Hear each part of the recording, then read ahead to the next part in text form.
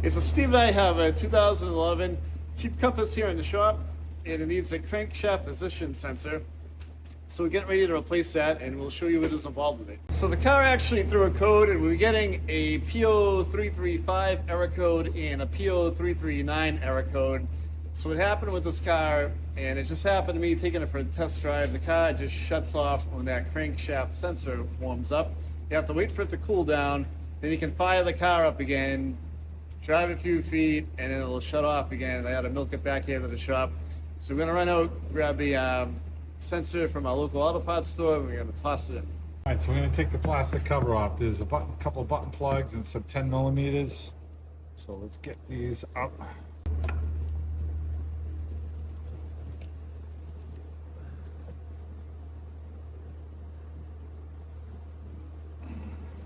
Tony thought he was going home, guys, until the car broke down on him.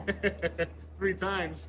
The other one who said it shouldn't leave me on the side of the road. All right. That's All right, like you. we're trying to find a crankshaft sensor, so we're gonna take this cover off. Let's put it up in the air and get the rest of the tent out. Got a tent back here.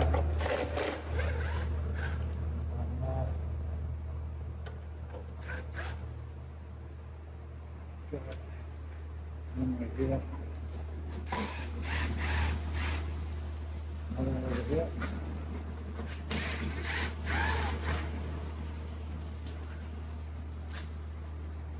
Back here.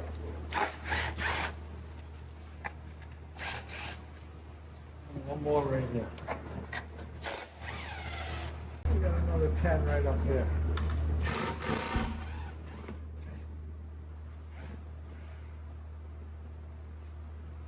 Nothing. Ah, Jesus, another one. Oh, yeah, we're done.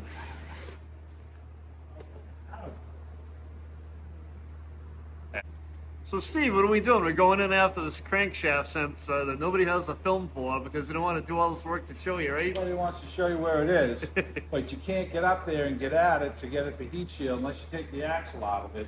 Yeah. Or if you got this pencil arm on you that you can fold in 3 different directions, and we don't have any of those. So we're gonna take the axle nut off here, and we're gonna split the ball joint, and we're gonna pull the axle out, and then we'll show you where the thing is. But Yeah, the crankshaft sensor is up through here, and there's a freaking heat shield right there that we got to get to, but this axle's in the way. We can't slip our hands in there because this axle is in the way. But you can't grab it from the top because there's too much crap up there to get at it. So they've got this thing stuffed in there, and this is how you got to get at it. All right, where are we at? so we got an 18 millimeter for the ball joint, 19 on the other side.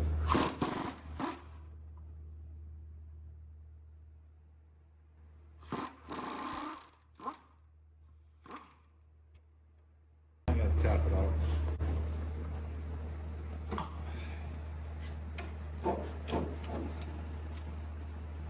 Get the bolt out.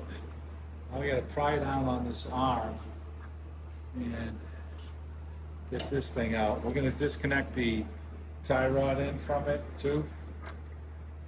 Let's get the tie rod disconnected. And then we can swivel this thing all around. Size socket we got? Get an 18 millimeter. It's an 18 mil.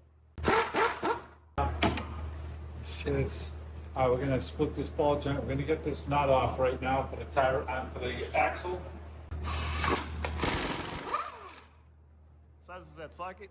All right, so the socket size to get that nut off is a 32 millimeter.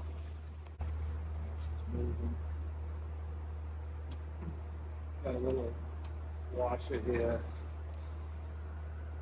The axle moved. The washer will probably just fall off when we start pulling this, split that spindle. I ain't worrying about it right now. Let's get this lower control arm down. Okay, get that out. Get behind the axle here. Axle's coming right out. Get the washer off now. Sit that with that. What was that? It's all downhill from here. It's all downhill from here. So we'll pull the rotor up, get the axle out.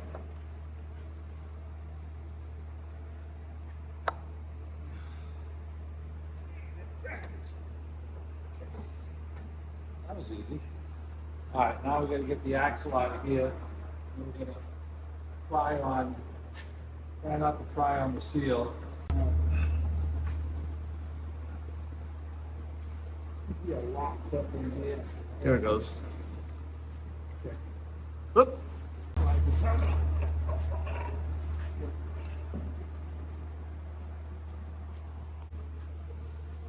So now you kind of got an opening over to that shield, and it's still tight. Still tight, but we can, you know, worst case scenario, no, we can't take this bracket off, that's welded on. But we gotta get our arm up in here to get this 13 millimeter right here off, and then there's a 10 millimeter up farther. At least you can get, somewhat get your hand in there. So let's see about this 13 millimeter, either 13. Sorry. Okay, it is 13. I'm gonna crack this one loose.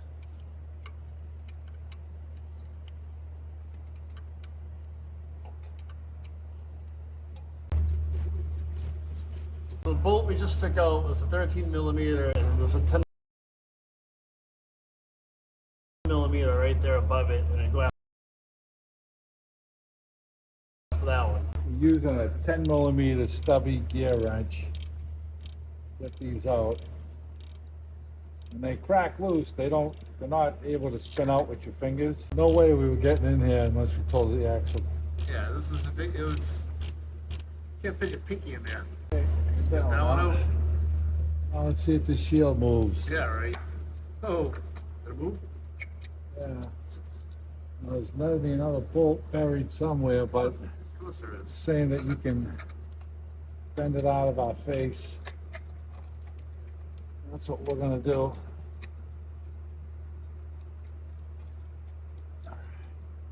Is that it right there? I hope so. Yeah, that's it. A little pain in the ass. Alright, so Steve's got his gorilla hands in there. Alright, I got it unplugged. Got it unplugged.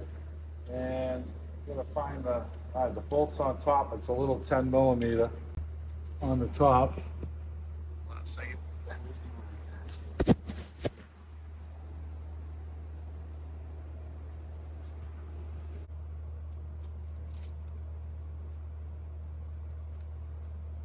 Is it 10 millimeter on holding that in? Yeah, I think so. Okay, it's I can't really twist my fucking hand around it here. I gotta try and get that ratchet up in there.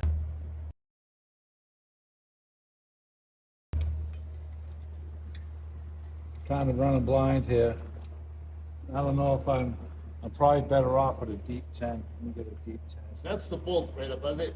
And we're gonna try to get in there with something to get it out. Steve, we've gone where no mechanic has gone before.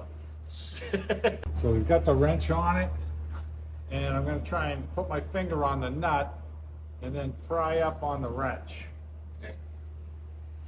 You're in there.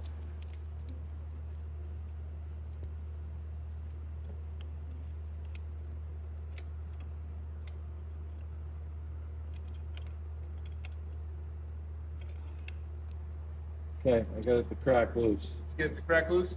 What a pain in the ass. Now, the question is, can I grab it with my fingers way back, in the very back? I can't, you're gonna have to step back and let me know if you can see me getting on it, Tom. Yeah. Just- All right. So we were able to reach in there, and I gotta be honest with you, Tony was my eyes. You can't see in there. So I grabbed it with these little pliers and started twisting it, and then it popped out. So the new one's gonna have some lube on the new seal. We'll put it in, and then we'll line up for the bolt, but you can't see it. I mean, it's a sucky deal. So he was telling me if I had the pliers in deep enough, the pliers gotta go way in deep to grab it, and you gotta be in towards the engine. And I was able to clamp onto this thing like this and then twist it and get it out. We're just gonna match it up. We bought a standard automotive part one replacement, The O'Reilly's, it was like $9, $10, and the OEM one was you say- $62. Yeah, so it's got the same pins. So we're going with the aftermarket. I'm gonna put a little dielectric grease on this, and then we're gonna slip it in place. All right, we're gonna go attempt to roll this back in place. Of course, we're running blind here. We're gonna have to see if we can find it into the hole. So we got the new sensor back in place. We're gonna get the mirror to see if the hole is lined up with the hole on the end on the block. Get the bolt back in. Yeah, we're all lined up. So now we're trying to get the bolt back in place into that hole. You're flying blind this whole job, right? Yeah. Really, yeah. It's you can't see it, and then trying to get out my head, trying to get your hand stuffed in here sucks. You can't. Okay, we get the bolt caught, so now we get the stubby ratchet on the 10mm socket. We're gonna tighten the bolt up. I'm trying to see the nut, and you just can't see it. I mean, if I step back here, I can see it, but once you walk into it, you can't see it because the engine block's in the way. Right, so we got the 10mm bolt bolted down with the ratchet, and it's a pain to find the spot. You gotta feel around. So now Steve's connecting the connector to the top of the sensor. It didn't make a click, but it's in, and I'm trying to pull it off, and it ain't coming up. I gotta make sure it goes on there and locks in place, Yeah, you don't want to be in there. because it doesn't fucking feel like it. Right, so you got the end of the harness plugged into the end of the sensor, and it's a pain. We had to kind of wiggle it down. You want to make sure it clicks, give it a little tug, and you don't want that coming back off. So You got small hands, this is really what you need to get in there. It sucks with big hands, and once you get that connector put on, you have to try and pull back on it to make sure it's clipped on. Because if it falls off, you're on the side of the road. yeah, it's dead in the water, so you don't want that coming off. Make sure it's secure. So now we're going after the heat shield bolts, and there was a 13mm off to the right and a 10mm kind of in front of you and up. So we're gonna get those caught. So here's what the heat shield looks like, and there's a bolt right there to the side and a bolt in the front. So we want to catch these bolts a little loose, draw them in, but don't tighten them down, because we got to catch the bolts. And you bent the shield a little bit, so you want to make sure your holes lining up. We put a little never-sees on the bolt so that they would come out, go in a little easier, because they were kind of hard coming out. So I don't want to tighten this down. I've got this shield close to being in place, so I got to get that other 10, which is up on top, to make sure that that hole lines up now. So I want to leave this a little wiggle room, and then we're going to try and get that 10mm, which is right here where my finger is. So let's see if we can get that one in. All right, so we have both bolts in place right now. We're gonna get ready to tighten the back up. All right, so we got those two bolts tightened up, and we're gonna get ready to put the axle back in and get everything back together. Isn't that right, Steve? Sure is. You just can't wait to get this axle back in, actually. Want to grab that light out of there? Yeah. Yeah, this one was not an easy job. It should be an easy job. It shouldn't be this difficult. If I had little tiny hands, it would probably be an easy job. Yeah. Okay, put the axle in. Let's get this place over here. Gonna line up the splines. Okay. I'm gonna pull this control arm down.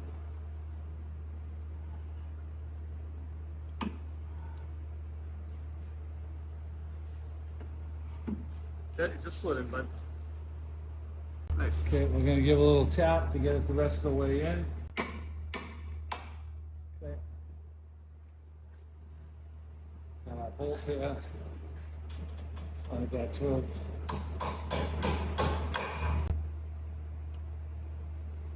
Okay. Now let's tighten this down. Got our 19mm wrench on the back side. We did an 18. A little swivel. Okay, get that tight. Let's get our tie rod back in place. Tie rod nut, that's an 18-2.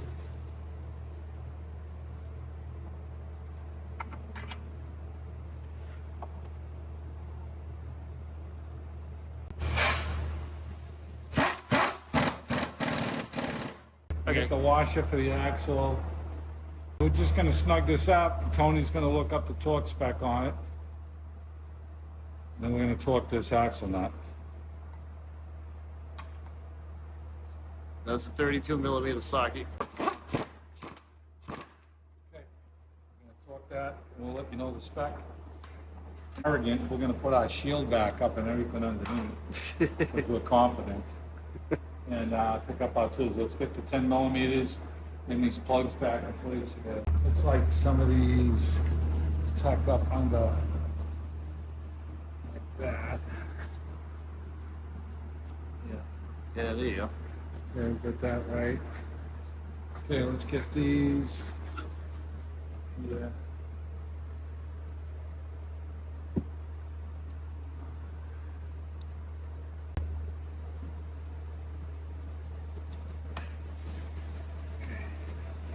So we're gonna just catch all of these and then go back and torque them, tighten them after.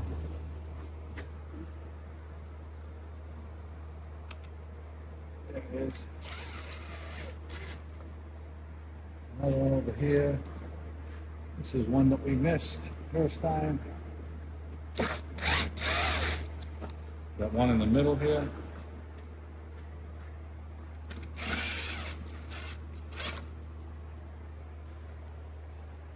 Yeah.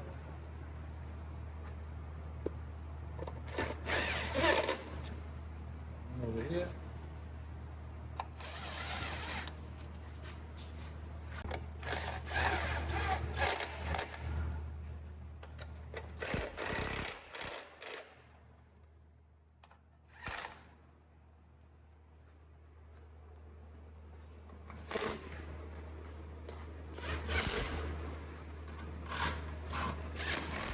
Yeah, we're gonna tighten this. I don't know if Tony's gonna be able to hold this.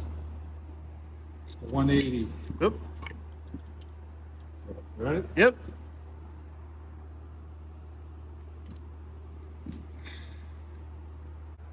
And it's okay. All right, so we got the bar wedged in the floor. There's our torque. Double checked it to 180. Okay. Yep, so we looked it up online. The torque specs on an axle nut were 180 foot-pounds, and that's what we set it to. Okay, so we got this little clip we're gonna slip on.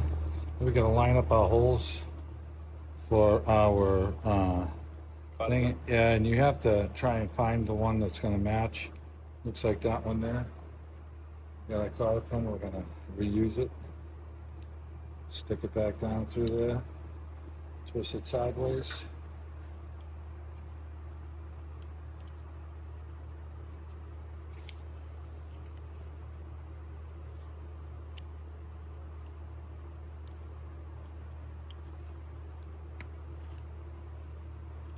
Okay, just slip our tire on, fire it up because we know it's going to be right. Now you jinxed Tony it. told you the fault code that we had, and we're going to go for a road test.